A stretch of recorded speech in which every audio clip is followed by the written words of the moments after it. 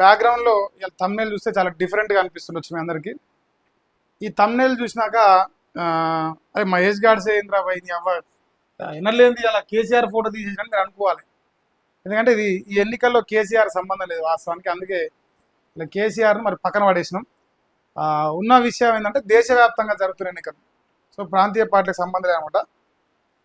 5 రాష్ట్రాల్లో లేదంటే 4 రాష్ట్రాలు, 1 యూటీలో ఎన్నికలు జరిగినాయి. ఆ ఎన్నికల్లో మరి ఏ పార్టీ ఎట్లా గెలిచింది, ఎవరికి ఎన్ని ఓట్లు వచ్చినాయి, ఎన్ని సీట్లు వచ్చినాయి, ఇవన్నీ విషయాలు ఒకసారి చూసే ప్రయత్నం చేద్దాం. దాదాపుగా 3 రాష్ట్రాల్లో భారతీయ జనతా పార్టీ బాగా వేసింది. ప్రధానంగా చెప్పుకోవాల్సింది పశ్చిమ బెంగాల్. పశ్చిమ బెంగాల్ చరిత్ర చెప్పుకుంటా పోతే అసలు 15 సంవత్సరాల చరిత్రలో అక్కడ తృణమూల్ కాంగ్రెస్ని ఓడగొచ్చే పార్టీ పుట్టలేదు. సో ఇప్పుడు అఖండమైన మెజార్టీతో, బంపర్ మెజార్టీ అంటారు కదా, బంపర్ మెజార్టీతో ఇలా పశ్చిమ బెంగాల్లో కాషాయ జెండా ఇలా ఎగిరినట్టుగా రిజల్ట్ చూస్తే అర్థమవుతా ఉంది. సో ఒకసారి ఎన్నికల సంఘం వెబ్సైట్లో మరి ఏ రాష్ట్రంలో ఎట్లా రిజల్ట్ వచ్చినా ఒకసారి చూసిన తర్వాత మిగతా విషయాలు మాట్లాడే ప్రయత్నం చేద్దాం. ఫస్ట్ బీజేపీకి సంబంధించి ఎక్కడైతే 3 రాష్ట్రాలు గెలిచిందో ఆ 3 రాష్ట్రాల్లో ఒకసారి రిజల్ట్ చూసే ప్రయత్నం చేద్దాం. ఒక్క నిమిషం. ఇక్కడ ఇది ఎన్నికల సంఘం సంబంధించిన వెబ్సైట్, ఇండియా మొత్తానికి సంబంధించింది. సో ఇక్కడ మీరు అబ్జర్వ్ చేస్తే వెస్ట్ బెంగాల్లో భారతీయ జనతా పార్టీ గెలిచింది, దానికి తోడు పుదుచ్చేరిలో భారతీయ జనతా పార్టీ గెలిచింది, ఇక్కడ అస్సాంలో. ఈ 2 రాష్ట్రాల్లో ఒకటి కాంగ్రెస్, ఒకటి టీవీకే పార్టీ గెలిచినాయి. సో ఇంతవరకు అయితే రిజల్ట్ కనిపిస్తుంది. ఒకసారి ఎవరికి ఎన్ని వచ్చినాయి అనే దాంట్లో ఫస్ట్ ఇక్కడ పశ్చిమ బెంగాల్ మనం మాట్లాడితే, పశ్చిమ బెంగాల్లో 294 సీట్లు ఉన్నాయి. ఈ 294 సీట్లలో భారతీయ జనతా పార్టీ సింగిల్గా 206 సీట్లు గెలిచింది. 206 సీట్లు గెలిచింది.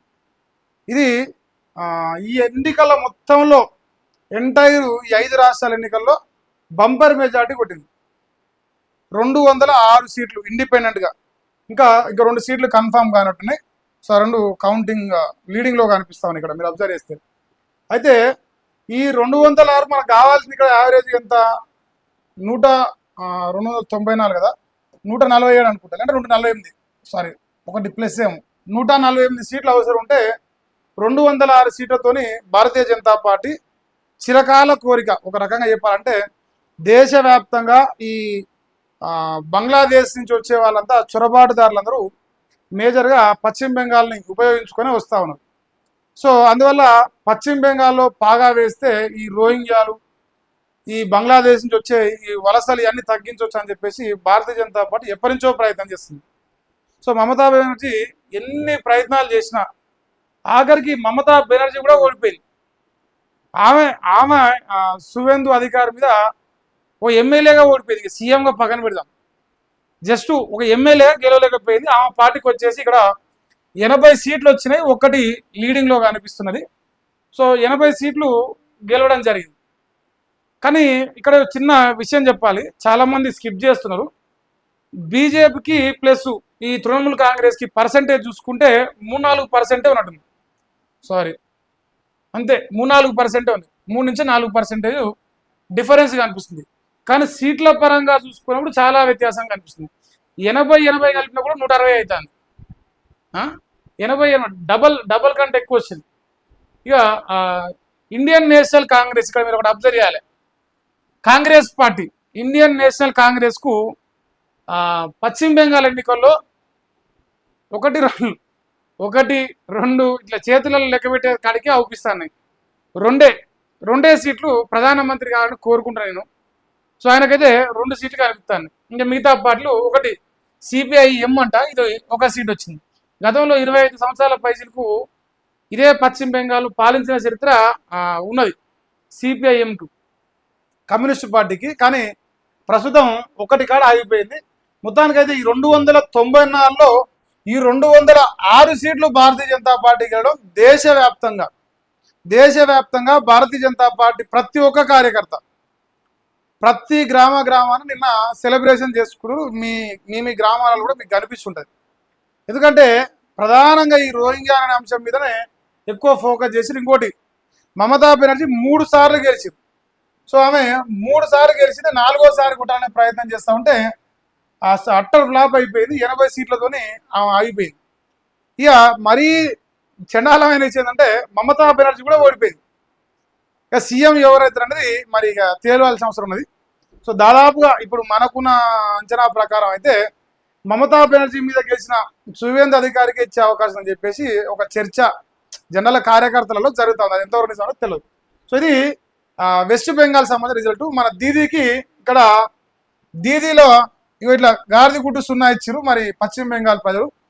ఇక్కడ ఒక చిన్న విషయం, మొన్న ఏదైతే మెడికో ఇన్సిడెంట్ జరిగిందో కలకత్తాలో, వాళ్ళ తల్లికి MLA ticket Bharatiya Janata party ఇస్తే బీజేపీ నుంచి ఆమె గెలిచింది. అంటే మూల్యం చెల్లించుకోక తప్పదు అన్నట్టు. సో ఒక ఆడబిడ్డను మానభంగం చేసి చంపితే కూడా దుర్మార్గమైన రాజకీయం చేసిన మమతా బెనర్జీకి మరి భగవంతుడు చూసిరని చెప్పేసి నిన్న సోషల్ మీడియా ఎక్కువ ట్రెండ్ అయింది. అంటే ఒక ఆడబిడ్డ మానం కోల్పోయి ప్రాణం కోల్పోతే కూడా రాజకీయమే చేసినాం. సో అక్కడ బాగా నిన్న సోషల్ మీడియాలో వైరల్ అవుతా ఉన్నాయి వీడియోస్ అయితే. సో పశ్చిమ బెంగాల్లో ఇది భారతీయ జనతా పార్టీ మొదటి విజయం. తర్వాత రెండోది అస్సాం యాజ్ ఇట్ ఈస్గా చెప్పుకున్నట్టు మన మామ గెలుస్తారని చెప్పేసి ముందు నుంచే చర్చ జరిగింది. అంటే అన్డౌటెడ్గా చెప్పిన ఒకే ఒక రాష్ట్రం అస్సాం. అంటే బీజేపీ కళ్ళు మూసుకొని గెలుస్తాను కూడా ఇది ఒకటే. సో హ్యాట్రిక్ కొట్టిరు అక్కడ. సో 3వసారి కూడా భారతీయ జనతా పార్టీ వచ్చింది. ఇక్కడ 126 ఉన్నాయి. అంటే 64 సీట్లు రావాలి. 64 వస్తే గెలిచినట్టు, 64 వస్తే అధికారంలోకి రావచ్చు. సో 64 పైనే వచ్చినాయి. బీజేపీకి 82 సీట్లు వచ్చినాయి. ఇండియన్ నేషనల్ కాంగ్రెస్కి 19 సీట్లు, ఇంకో పార్టీకి 10, ఇంకో దానికి 10, ఇంకో దానికి 2. సో మొత్తానికి ఇక్కడ ఇంకొక 3 సీట్లు కన్ఫర్మ్ కాలేదు, 3 తక్కువ ఉన్నాయి. 126లో 123 ఫైనల్ చేసి ఆల్రెడీ మ్యాజిక్ ఫిర్ ఎప్పుడో క్రాస్ అయిపోయింది. ఇక్కడ మళ్ళీ యాజ్ ఇట్ ఈస్గా మామ 3వసారి ఇప్పుడు సీఎం భారతీయ జనతా పార్టీ నుంచి కావబోతున్నాడు. సో భారతీయ జనతా పార్టీ కార్యకర్తలు మామ అని ప్రేమ పిలుచుకుంటూ ఉంటారు. సో ఇది అస్సాం సంబంధించిన రిజల్ట్. ఇది దేశవ్యాప్తంగా ఆల్రెడీ కార్యకర్తలందరి దృష్టిలో ఉన్న రిజల్టే. తర్వాత పుదుచ్చేరిలో అలయన్స్ తో 17 సీట్లు వచ్చినాయి అనుకుంటా. ఇక్కడ ఒక చిన్న విషయం ఏంటంటే టీవీకే పాటు ఇక్కడ 2 సీట్లు వచ్చినాయి. సో మొత్తంగా 30 ఉంటే 16 సీట్లతో ప్రభుత్వం ఏర్పడాలి ఇక్కడ. ఇది కేంద్రపాలిత ప్రాంతం, అందుకే తక్కువ సీట్లు అనిపిస్తూ ఉన్నాయి. సో 30లో 16 వస్తే అయిపోయా, 15 మిడిల్ కదా, సగం, ఒకటి ఎక్కువ వస్తే అయిపోతుంది. 17 వచ్చినట్టున్నాయి. సో భారతీయ జనతా పార్టీ ఇక్కడ ఇదేనా, ఇది రివర్స్ రాసి కదా. చలో భారతీయ జనతా పార్టీ కూటమి, ఈ 2 కూటమిలో ఉన్నాయి, మర్చిపోతాను. ఇక్కడ ఎన్డీఏ కూటమి, ఇండిపెండెంట్గా కాకుండా ఎన్డీఏ కూటమితోని ఇక్కడ కూడా అధికారంలోకి వచ్చారు. ఈ 3 రాష్ట్రాల్లో మేజర్గా భారతీయ జనతా పార్టీ అనుకున్నంత దానికంటే ఇంకా ఎక్కువ పర్ఫామ్ చేసింది. ఇక మేజర్గా ఇప్పుడు దేశం మొత్తం నరేంద్ర మోదీ అలాంటి భారతీయ జనతా పార్టీ కార్యకర్తలు వాళ్ళ పార్టీలో ఉన్న నాయకులు గొప్పగా చెప్పుకునే గెలుపు అంటే పశ్చిమ బెంగాల్ దీదీని డకౌట్ చేసి పడేస్తారు. మనం క్రికెట్ ఆడతోళ్ళకి తెలియాలి, ఒకటే బాల్కి అవుట్ అయితే చూసా. సో అట్లా అక్క ఎగిరింది లాస్ట్కి ఎమ్మెల్యే కూడా ఓడిపోయింది. అంటే చట్టసభలకు పోయి ప్రజల పక్షాన మాట్లాడే అవకాశం కూడా లేకుండా ఓడగొట్టరు. అంటే 3 సార్లు పరిపాలించింది, ఆటోమేటిక్గా వ్యతిరేకత ఉంటుంది. కానీ ఆమె దాన్ని రాజకీయం చేసే ప్రయత్నం చేసింది. ఇక మరి రేపంచి ఆల్రెడీ నిన్న మొత్తుకుంటున్నది. సో ఓట్ చోర్ అంటాను. ఇంకా same as it is Congress party పాట పాడుతాను. ఇది సార్ పేరుతో ఓట్లు చీల్చిరని చెప్పేసి ఇంకోటి అని చెప్పేసి కానీ ఓటమిని ఓటమి అయితే ఒప్పుకున్నట్టే కనపడలే నాకైతే. సో అది ఈ 3 రాష్ట్రాలకు సంబంధించిన రిజల్ట్. అయితే ఒక చిన్న పాయింట్ మాట్లాడిన తర్వాత మిగతా ఈ 2 రాష్ట్రాలది కంపేర్ చేద్దాం. ఎందుకంటే మళ్ళీ పని ఒకటేసారి అయిపోతుంది, సపరేట్గా కాకుండా. పాయింట్ ఏంది, దేశవ్యాప్తంగా భారతీయ జనతా పార్టీ ప్రభంజనం చూపించింది. సో ఇక్కడ మన మమతా అక్క క్లీన్ బోల్డ్ అయిపోయింది. ఆల్మోస్ట్ ఇంకా రాజకీయ చరిత్ర ఇంకా 5 ఏళ్ళ దాకా శూన్యం అనుకోవచ్చు. ఇక మళ్ళీ వచ్చే ఎన్నికల్లో నేనే గెలుస్తానని ఒక ధీమా అయితే వ్యక్తం చేస్తుంది. మరి ఆల్ ద బెస్ట్ చెప్తున్నాను నేను కూడా. సో రాజకీయాల్లో ఏదైనా జరగాలి. సో అంటే ఓటమి నుంచి నేర్చుకొని మారితే ఏమైనా ప్రజలు అవకాశం ఇస్తారు. సో ఈ చరిత్ర అయితే ఇట్లున్నది. మరి ఎట్లా చెప్తున్నావు మహేష్, దేశం మొత్తం ఎట్లా చెప్తున్నావు నువ్వు భారతీయ జనతా పార్టీ? నువ్వు నిజంగా బీజేపీకి అనుకూలంగా మాట్లాడుతూ ఉన్న వాటికి పార్టీ మీద ప్రేమతో చెప్తున్నాను మీరు అనుకోవచ్చు.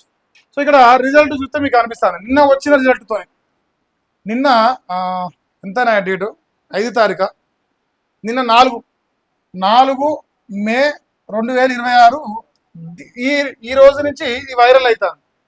ఇక్కడ మీరు ఎంటైర్గా అబ్జర్వ్ చేస్తే 1 2 3 4 5 6 7 రాష్ట్రాలు 7 రాష్ట్రాల్లో కూడా అంటే దాదాపు 7 పోతే ఇది ఒకటి 8 ఉన్నట్టున్నాయి. 21లా మొత్తం 29 రాష్ట్రాలు అయితే 21 రాష్ట్రాల్లో భారతీయ జనతా పార్టీ అంటే ఎన్డీఏ కూటమి దేశవ్యాప్తంగా అధికారంలో ఉన్నది ప్రస్తుతానికి. ఇక ఇప్పుడు కాంగ్రెస్ పార్టీ ఇక్కడ మేజర్గా మనం చెప్పుకోవాల్సింది ఇదొకటి ఇది కర్ణాటక ఒకటి, తెలంగాణ ఒకటి. ఇప్పుడు ఇది ఇండియన్ నేషనల్ కాంగ్రెస్ అలయన్స్లో వచ్చింది. ఇది కేరళలో అలయన్స్లో అక్కడ గవర్నమెంట్ వచ్చింది. కేసీ వేణుగోపాల్ ముఖ్యమంత్రి అయితే అంటారు, అది తెలియదు మనకైతే. సో దాని రిజల్ట్ ఈ న్యూస్ అయిపోయిన తర్వాత చెప్పే ప్రయత్నం చేస్తాను. ఇప్పుడు దేశవ్యాప్తంగా భారతీయ జనతా పార్టీ మేజర్గా కొట్టాలనుకుని ఢిల్లీ ఫస్ట్ నుంచి ఇది దేశవ్యాప్తంగా చర్చ జరిగింది. ఢిల్లీ కొట్టాలనుకున్నారు, తర్వాత పశ్చిమ బెంగాల్, తర్వాత వచ్చేసి ఇంకొకటి ఒక్క నిమిషం అరవింద్ కేజ్రీవాల్ బెంగాల్ ఒకటి, అంటే డిఎంకే పార్టీని స్టాలిన్ని కొట్టాలనుకోరు. కానీ భారతీయ జనతా పార్టీ కొట్టలేకపోయినా స్టాలిన్ మాత్రం రాజకీయాల నుంచి టీవీకే పార్టీ అధినేత విజయ్ తప్పించింది ఫైనల్గా. సో భారతీయ జనతా పార్టీ సంబంధించిన మేజర్ గోల్స్ 4 ఉన్న విషయం ఓపెన్గా మాట్లాడదాం. సో కల్వకుంట్ల చంద్రశేఖర్ రావు గారు కేసీఆర్ గారు థర్డ్ ఫ్రంట్ అని ఒకటి ఏర్పాటు చేసి దేశవ్యాప్తంగా థర్డ్ ఫ్రంట్ అని ఏర్పాటు చేసి ఆయన మేజర్గా కలిసిన వాళ్ళు ఒకటి ఢిల్లీ సీఎంగా ఆనాడున్న అరవింద్ కేజ్రీవాల్ను, తర్వాత బెంగాల్ సీఎంగా ఉన్న మమతా బెనర్జీని, తర్వాత ఏపీ జగన్మోహన్ రెడ్డి గారిని, తర్వాత డిఎంకే పార్టీ తమిళనాడు నుంచి ఉన్న స్టాలిన్ని. ఈ 5 రాష్ట్రాలు మేజర్గా ఆ రోజు కల్వకుంట్ల చంద్రశేఖర్ రావు గారు అంటే ఏ పార్టీతోని నేషనల్లో ఉన్న 2 పార్టీలతోని బీజేపీ కానీ కాంగ్రెస్తో కానీ ఈ 2 పార్టీలతో దాదాపుగా కొంచెం దూరంగా ప్రవర్తిస్తున్న ముఖ్యమంత్రులను ఛాలెంజింగ్గా అంటే భారతీయ జనతా పార్టీ కానీ జాతీయ పార్టీలకు కానీ టఫ్ ఫైట్ ఇస్తూ ఎన్నికల్లో గెలుచుకొస్తున్న ప్రధానమైన ముఖ్యమంత్రుల్ని ఆ రోజు కేసీఆర్ గారు థర్డ్ ఫ్రంట్ పేరుతోని భారత రాష్ట్ర సమితిగా మార్చి ఆయన ఎన్నికలు పోవాలనే ప్రయత్నం చేసింది. సో ఆయన కలిసిన ప్రతి ఒక్కరి చరిత్ర నిన్న సోషల్ మీడియా వైరల్ అవుతుంది. కానీ ఫ్యాక్ట్ అయితే నిజం. కేసీఆర్ బీఆర్ఎస్ పార్టీగా ఎప్పుడైతే మార్చిండో ఇప్పుడు వాళ్ళు కూడా రియలైజ్ అయ్యారు బీఆర్ఎస్ పార్టీగా పేరు మార్చడమే ఒక పెద్ద శాపం అయిపోయింది. అప్పటి వరకు తిరుగు లేకుండా బీఆర్ఎస్ పార్టీ లేదంటే గత టీఆర్ఎస్ పార్టీ బ్రహ్మాండంగా నడిచేది. అప్పటిదాకా ఓటం అనేది జరగదు. ఎప్పుడైతే బీఆర్ఎస్ అని పేరు పెట్టి తెలంగాణ అస్తిత్వాన్ని పక్కన పడేసిరనే ఒక చర్చ జరిగిందో ఇక ముట్టుకుందల్లా మసి అయిపోయింది. సో కేసీఆర్ గారు కలిసిన అరవింద్ కేజ్రీవాల్ ఢిల్లీలో అవుట్ అయిపోయిండు, పశ్చిమ బెంగాల్లో మమతక్క అవుట్ అయిపోయింది, ఏపీలో జగన్మోహన్ రెడ్డి అవుట్ అయిపోయిండు, ఇక్కడ డిఎంకే పార్టీ స్టాలిన్ అవుట్ అయిపోయింది. ఎవ్వరు మిగలలేదు, అందరు క్లీన్ బోల్డ్ అయ్యారు. ఆఖరికి కేసీఆర్ గారు కూడా సరే అంటే ఒక్కొక్క నాయకుల చేత ఓడిపోవచ్చు. ఫైనల్గా అయితే ఇది నిన్న చర్చ జరుగుతున్నది. నిన్న ప్రజల లోపల జనరల్గా సోషల్ మీడియాలో మీరు వచ్చే దాంట్లో చూస్తూ ఉన్నారు. ఇది అంటే కేసీఆర్ గారు థర్డ్ ఫ్రంట్ ఏర్పాటు చేయాలనుకోవడం ప్లస్ ఢిల్లీలో ఉన్న ఆమ్ ఆద్మీ పార్టీ దేశ రాజకీయాల్లోకి రావాలనుకోవడం ఇవన్నీ టార్గెట్ చేసుకొని ఒక్కొక్కటిగా కొట్టుకుంటూ వచ్చింది. ఇప్పుడు 21 రాష్ట్రాల్లో సింగిల్గా అంటే 21 రాష్ట్రాల్లో అలయన్స్ ప్లస్ సింగిల్గా కలిపి 21 రాష్ట్రాలు దేశవ్యాప్తంగా వెళ్తున్నారు. ఇది ఒకటి సారీ అది చూసుకోలేదు 20 అనుకో రౌండ్ ఫిగర్. సో ఇది ప్రస్తుతానికి దేశవ్యాప్తంగా భారతీయ జనతా పార్టీ అధికారంలో ఉన్న మ్యాప్ ఒకటి సోషల్ మీడియాలో ఈ కాషాయం కలర్లు పెట్టి వైరల్ చేస్తూ ఉన్నారు. సో ఇది భారతీయ జనతా పార్టీ కార్యకర్తలను కానీ ఈ దేశంలో హిందుత్వ భావజాలంతో నడుస్తున్న నాలాంటి వ్యక్తులను కావచ్చు సంతృప్తి పరిచే అంశంగా కనిపిస్తా ఉంది. మరి ఇక్కడ ఇంకొక చిన్న విషయం చెప్పాలి. ఎవరైతే హిందుత్వాన్ని అవమానించారో హిందుత్వాన్ని కించపరిచే ప్రయత్నం చేశారు డిఎంకే పార్టీ ఆయన కొడుకు స్టాలిన్ కొడుకు కావచ్చు లేదంటే మన మమతా బెనర్జీ కావచ్చు సో ఇట్లా ఎవరైతే దేశవ్యాప్తంగా చర్చల్లో ఉంటూ హిందుత్వం పైన బాజాబ్తా మాట్లాడి వ్యతిరేకించిన నాయకులుగా ఉన్న స్టాలిన్ ప్లస్ మమతా బెనర్జీ ఇద్దరు కూడా మసైపోయారు అని చెప్పేసి హిందుత్వ ఐడియాలు ఉన్న ప్రజలు మాట్లాడుతూ ఉన్నారు. సో హిందుత్వంతో పెట్టుకున్నోడు మసైపోతారు అనే ఒక స్టేట్మెంట్ సోషల్ మీడియాలో వస్తూ ఉన్నది. సో అది ఇంకొక పాయింట్ చెప్పాలి.